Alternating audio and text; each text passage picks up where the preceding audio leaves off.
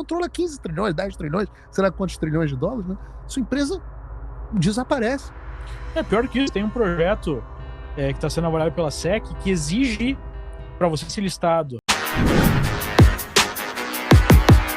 Olavo Edu Carvalho, melhor canal de corte do YouTube.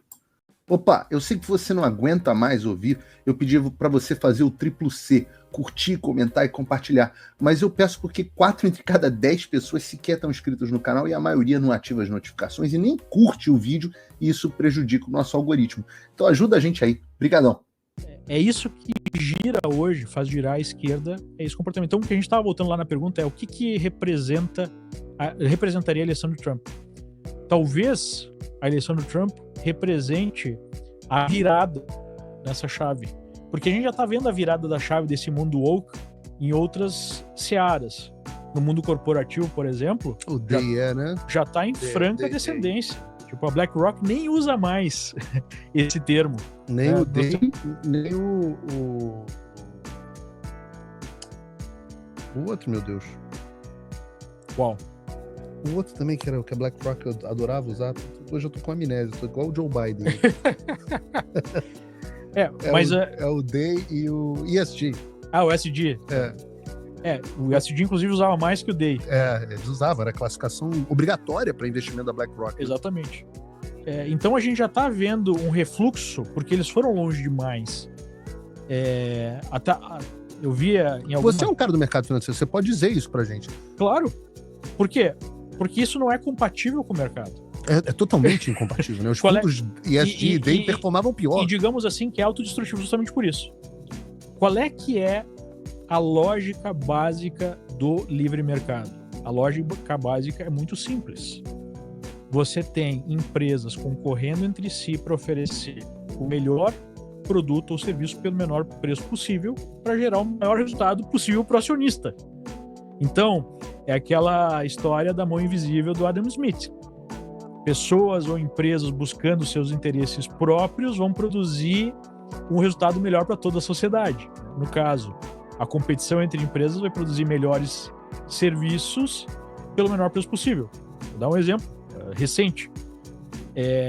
O governo Biden investiu, se eu não me engano, 8 bilhões de dólares para disponibilizar para as pessoas carregadores de carro, né? Os EV Chargers nas estradas. Depois de 2 anos não conseguiram colocar um de pé. Não tem nenhum funcionando. Não tem nenhum. É uma coisa impressionante. Os caras não conseguiram. Vem um maluco que nem o Elon Musk, cria não só o próprio Charger, mas cria a indústria de carros que não existia antes. E agora tá todo mundo usando os Chargers do Elon Musk. E o carro mais barato possível, massificou a tecnologia. E esse pessoal verde, inclusive, né? O cara tá preocupado com o quê? Em ficar rico, em oferecer o melhor produto. Não, eu quero criar o melhor produto possível pro meu cliente com o menor preço. Então essa é a lógica do mercado. Quando você tira essa lógica e coloca uma lógica política, não, tem que ter cota. Uma empresa tem que ter consciência social, né? E não tem problema ter consciência social, o problema é uma coisa ser obrigatória. O que acaba acontecendo? Você não está mais buscando a máxima eficiência, então o seu retorno vai ser menor. Automaticamente, como as pessoas são pautadas pelo lucro e não pela consciência social, especialmente aqueles que defendem a lógica da consciência social são os menos pautados pela consciência social. Eles falam, mas eles não fazem isso. Você vai ter empresas que não são ESG tendo uma vantagem competitiva. Então é óbvio que o negócio é autodestrutivo. É um negócio que só fica de pé de uma forma, se tiver controle central da economia. Se tiver um governo que proíbe o mercado de operar, né? É a única forma de você manter isso de pé. E por que esses caras fazem isso? Porque eles queriam chegar numa situação, ou querem ainda chegar numa situação em que eles controlam tanto o governo quanto as empresas. E aí a gente está falando de uma economia fascista. O que é basicamente uma economia fascista? É uma economia que os interesses do Estado estão alinhados politicamente e intimamente com os interesses da classe econômica, da elite econômica vigente. Produtiva. Então você tem um certo livre mercado, mas até a página 2, porque esse livre mercado não pode ser contrário aos interesses políticos do governo. Se você for olhar a Alemanha nazista, a Itália fascista, é isso. Se você for olhar a China, hoje é isso. A China é isso. E a China ainda tem o agravante de ser um estado fascista baseado em raça. Porque não tem espaço para não chinês na China, na economia chinesa ou na lógica de governo chinês. E partidária, né? Porque nas grandes empresas chinesas, como há a obrigatoriedade multinacional de você ter um sócio chinês, eles apontam como sócios sempre pessoas ligadas ao Partido Comunista. Então você não é nem sócio. A partir do momento que uma empresa chinesa tenha mais de 500 funcionários, tem que ter um comitê do partido dentro da empresa. Né? Então você olha o cara do Alibaba, o que se ferrou, Jack Ma e tal, muito ativo dentro do Partido Comunista. O cara da BYD, que é bombando de carro, etc, etc, estrela do Partido Comunista. Todos os caras são escolhidos dentro do Partido Comunista. Aquela rede de cinema AMC aqui nos Estados Unidos, que é muito grande, até um ano e pouco atrás, eles eram de um fundo chinês. E uma das grandes investidoras do fundo, uma das maiores acionistas, era a irmã do Xi Jinping. Então, são sempre, né? Quando você pega uma empresa chinesa que bomba, vai ver quem é o cara e você vai ver que esse cara é membro do Partido Comunista Chinês e normalmente um expoente. Então, é isso que você está falando. Exatamente. E é nesse ponto que o projeto globalista se encontra com o projeto comunista das antigas, que basicamente faz operar uma economia fascista. Não existe uma economia... Não é nem um capitalismo de Estado, como se falava, né? Capitalismo de Estado é isso. É isso.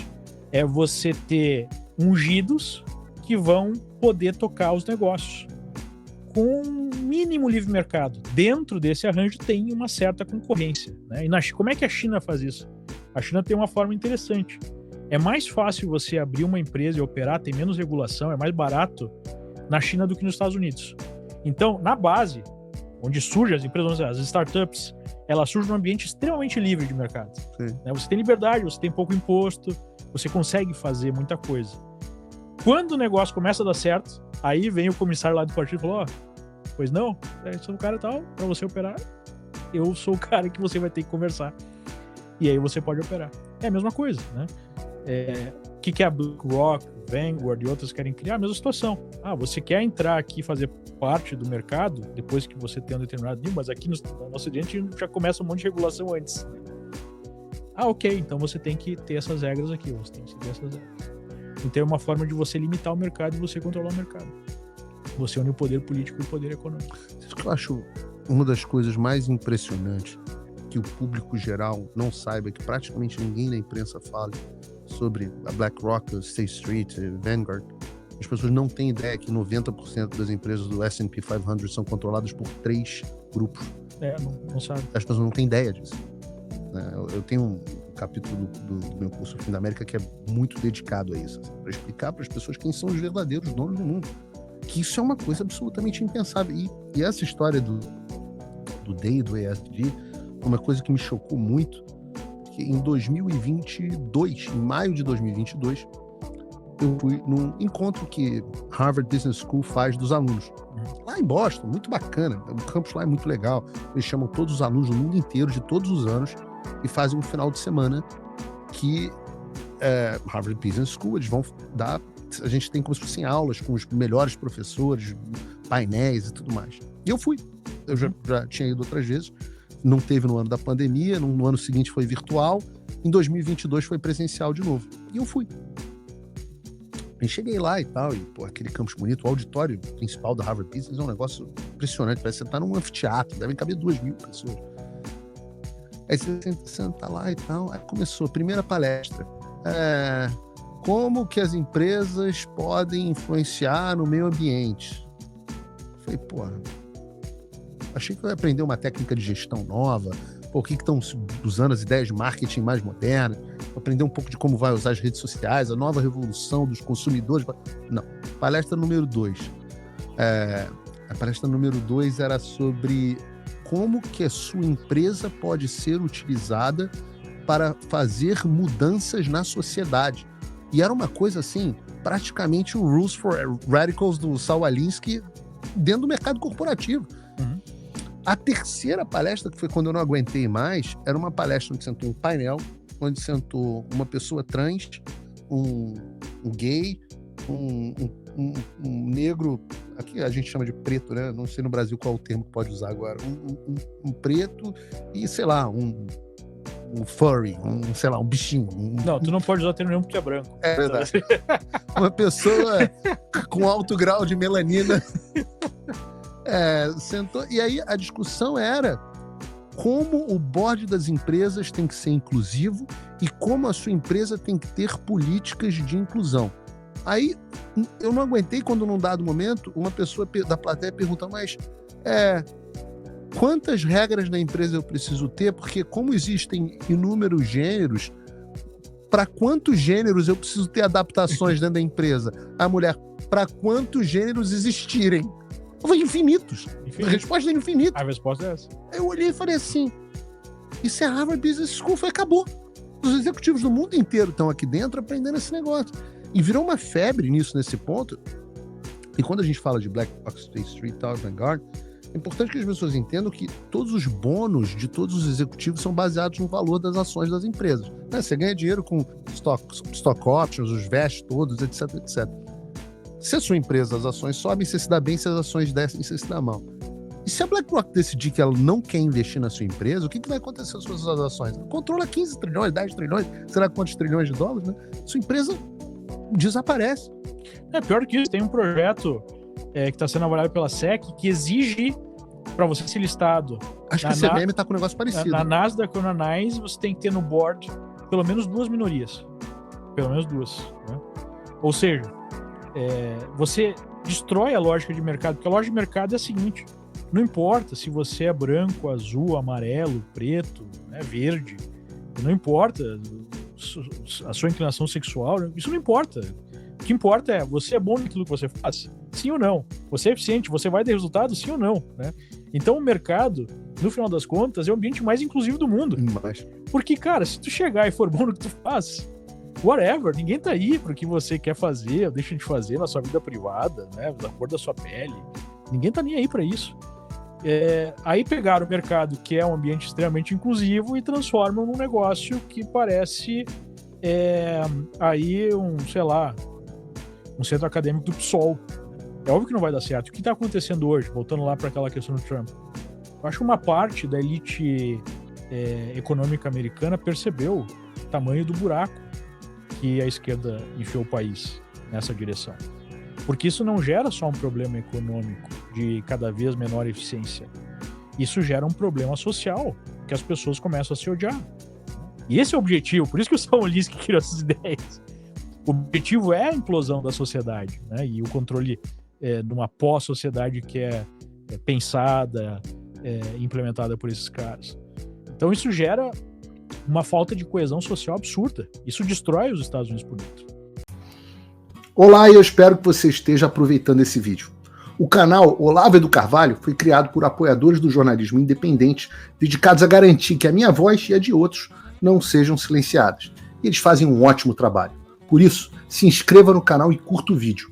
Aqui você vai encontrar diversos cortes rápidos dos meus programas e de outros grandes nomes. Mas se você quiser assistir ao vivo o meu programa na íntegra, basta você acessar o meu canal e o site do Paulo Figueiredo Show. Está ao vivo todas as terças e quintas, às 3 da tarde. No meu site você também pode apoiar o meu trabalho. Todo o meu programa é financiado pelos assinantes e cada contribuição faz uma enorme diferença. Assinar é fácil e acessível. E eu ainda criei um cupom exclusivo de desconto para o Olavo do Carvalho, que oferece 20%. Com isso, você pode me apoiar com apenas um pouco mais de $5 por mês, que é menos do que uma promoção do Big Mac. Além disso, você ganha acesso a conteúdos e análises exclusivas, além de desconto nos meus cursos. O link e o cupom estão na descrição.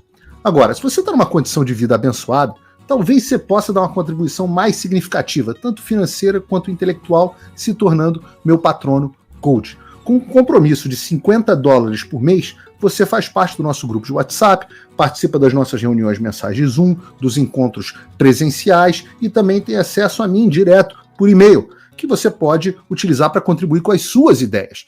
E você vai se juntar a um grupo de pessoas de elite preocupadas com o Brasil. Você imagina o impacto que você vai poder causar.